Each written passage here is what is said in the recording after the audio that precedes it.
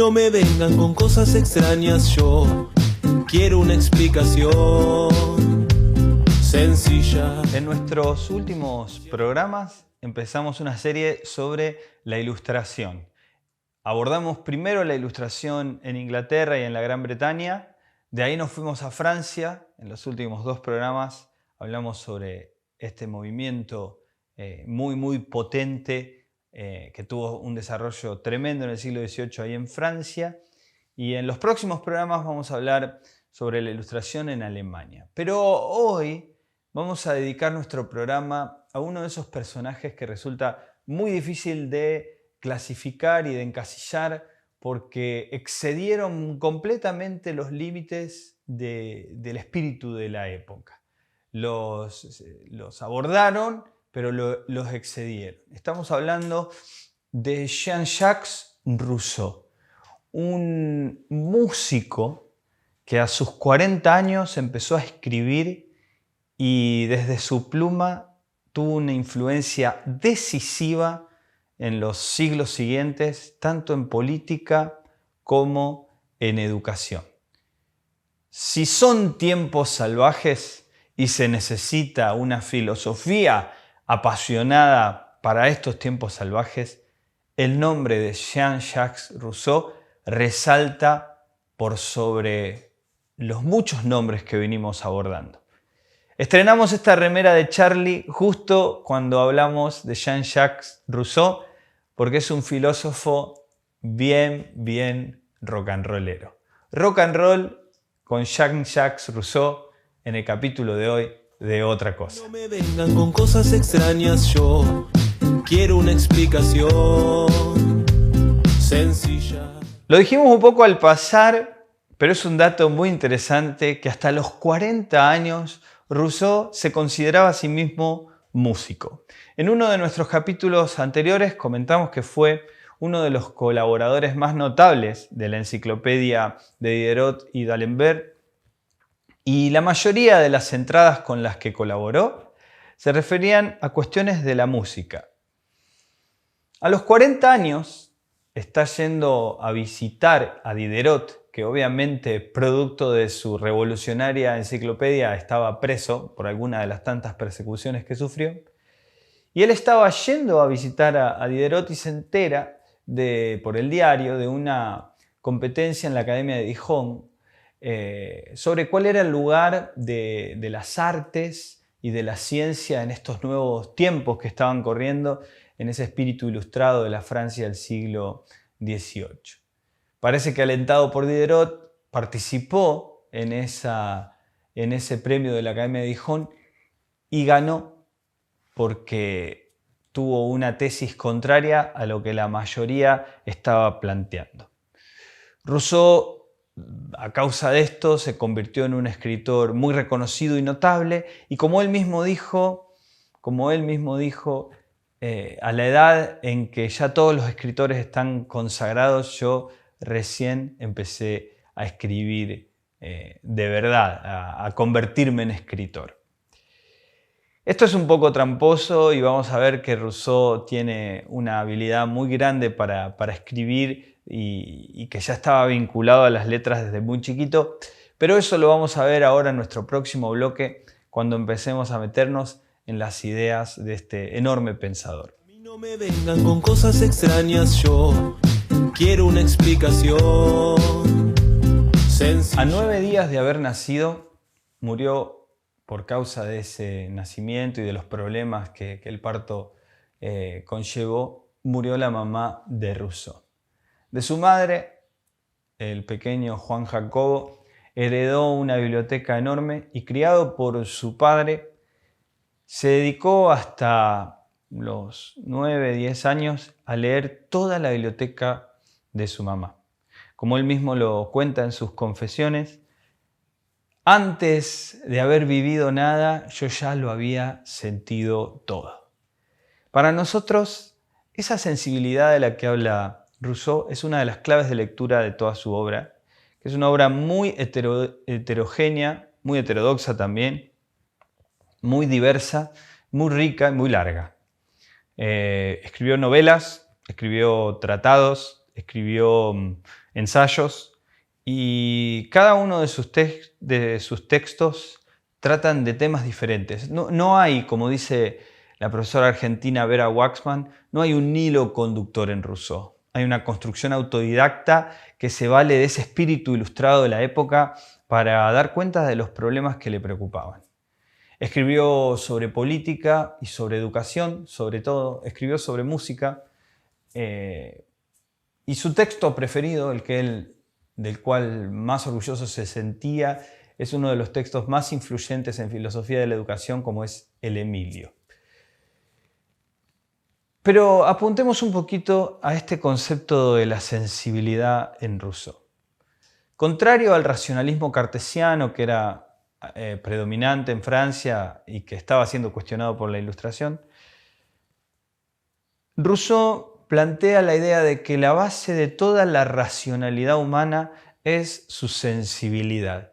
Podríamos decir que cambia esa sentencia de Descartes, del pienso, luego existo, por un siento y luego existo.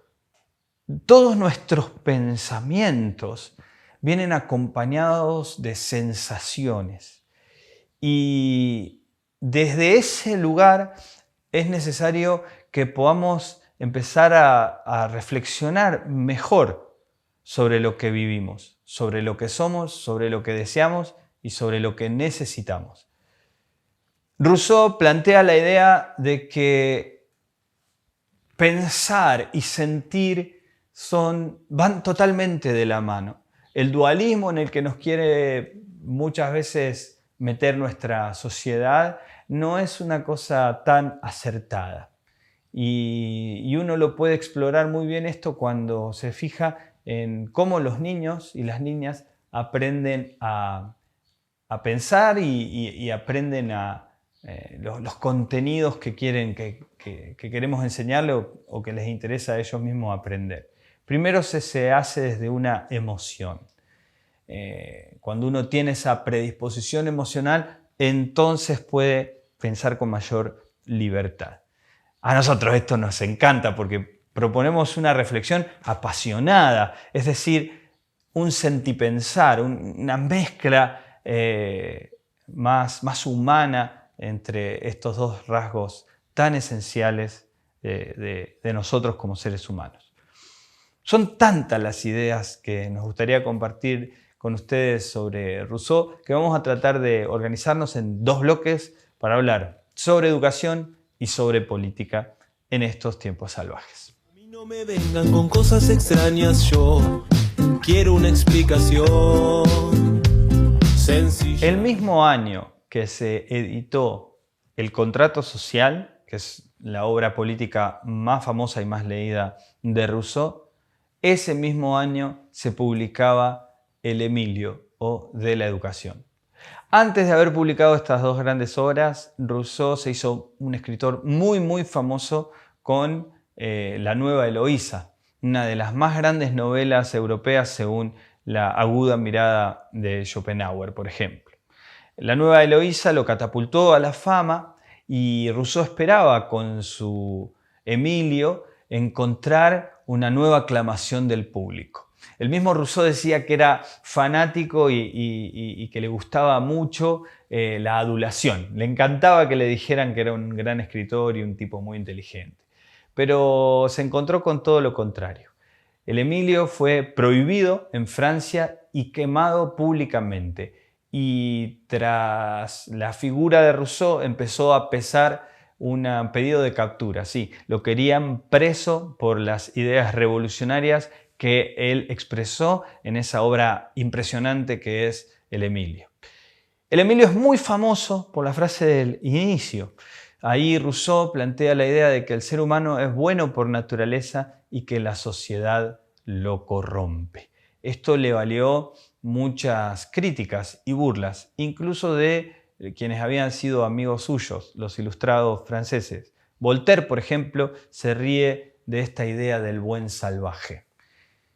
Rousseau tenía una personalidad muy excéntrica, muy particular y terminó completamente peleado con Voltaire, con su ex amigo también Diderot, y escapó a Inglaterra, en donde vivió nada más y nada menos que en la casa de David Hume.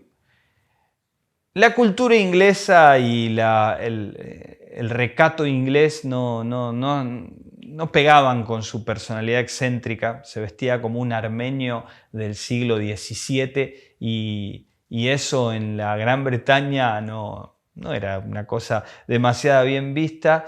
Además, parece que era bastante caprichoso y las exigencias que le empezó a pedir a Hume para vivir con él no le gustaron ni medio al gran David y lo echó. Lo echó de la casa por pesado. Así que volvió a Francia y anduvo dando vueltas por ahí, escapando de las persecuciones y tratando de llevar una vida lo más tranquila posible, a pesar de ser un verdadero revolucionario. Una de las cosas que no gustó para nada en el clero de la Francia del siglo XVIII fue la idea de que a los niños y a las niñas no había que enseñarles religión más allá de los afectos naturales y la sensibilidad natural que tienen los niños y de generarles buenos sentimientos. Y otra cosa es que criticó duramente la idea de que se puede educar a través de los discursos. No lleven cosas a los niños, decía Rousseau, sino lleven a los niños hacia las cosas. Este planteo, que parece bastante simple, tiene un trasfondo político muy fuerte y es la idea de que lo que importa en nuestra relación social es el modo en que nos vinculamos con los demás y con las cosas. Por eso dejamos para nuestro último capítulo las ideas revolucionarias de Rousseau, que tanto efecto surtieron en la Revolución Francesa y también en el Río de la Plata. No me vengan con cosas extrañas, yo quiero una explicación sencilla. Uno de las grandes afirmaciones del Emilio es la idea de que educar implica hacerlo todo sin hacer nada. Podríamos decir que esa también es la misión y la vocación de quienes se dedican a la política. Hacerlo todo sin hacer nada implica generar las condiciones para que las relaciones auténticas y la voluntad de las personas puedan ser movilizadas en absoluta libertad. Generar condiciones para que lo auténtico y lo auténticamente humano aparezca. Esa es la propuesta de Rousseau en educación, esa es la propuesta de Rousseau en política.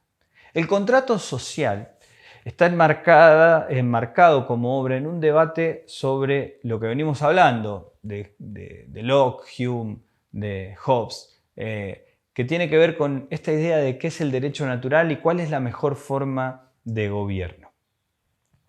Rousseau, en plena monarquía absoluta, plantea la idea de que el único soberano es el pueblo y que la voz de Dios es la voz del pueblo. ¿Por qué dice esto Rousseau? Muchas teorías liberales habían planteado la idea de cómo se relacionaba el poder soberano con el pueblo. Rousseau propone algo mucho más revolucionario y es la idea de que el único soberano es el pueblo. El pueblo, al tomar conciencia de sí mismo y de sus propios intereses, al amarse a sí mismo y al cultivarse a sí mismo, empieza a generar una voluntad general, dice él. El amor de sí que había que forjar a través de la educación cobraba en el sentido político un amor de sí general, grupal, en donde se podía evidenciar que los intereses particulares no están peleados, no están contrapuestos a los intereses generales.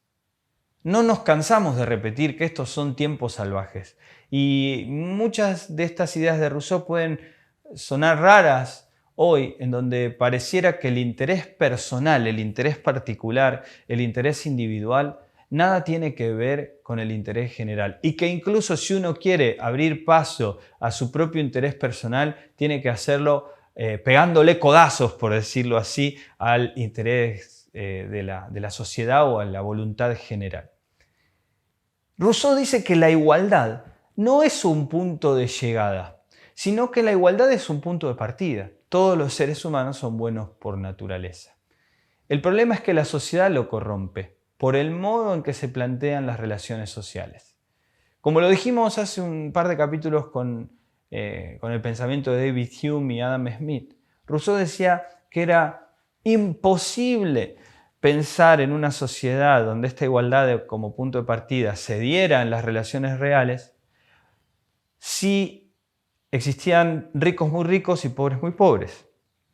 300 años después de la muerte de Rousseau podemos decir que esa brecha entre los que tienen mucho y los que menos tienen se ha acrecentado. Rousseau proponía ya en el siglo XVIII un impuesto a las grandes fortunas, porque nadie tiene que ser tan rico, decía Rousseau, como para poder comprar a otro, ni tan pobre como para tener que venderse para poder sobrevivir. Rousseau murió sin ver que estas ideas suyas tuvieran algún impacto real en la vida política de su tiempo. Sin embargo, muy poco después de su muerte, la Revolución Francesa coronaba a Rousseau como uno de sus ideólogos y grandes pensadores. Y en Argentina, en mayo de 1810 y en junio de 1810, las ideas de Rousseau eran repartidas en una gaceta por Mariano Moreno. Belgrano y Moreno, por ejemplo, o Juan José Paso, fueron grandes lectores e incluso traductores de la obra de Rousseau para que aquí en el Río de la Plata se pudiera llevar adelante esa emancipación de la corona española, que tanto hemos estudiado en nuestras escuelas, por lo menos aquí en Argentina.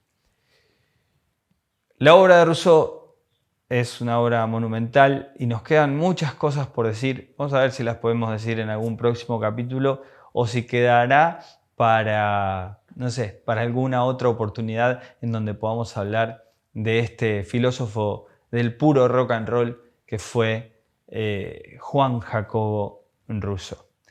Esto es otra cosa, filosofía apasionada para tiempos salvajes.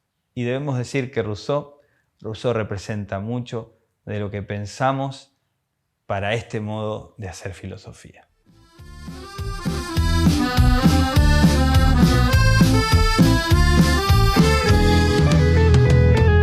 A mí no me vengan con cosas extrañas, yo quiero una explicación sencilla.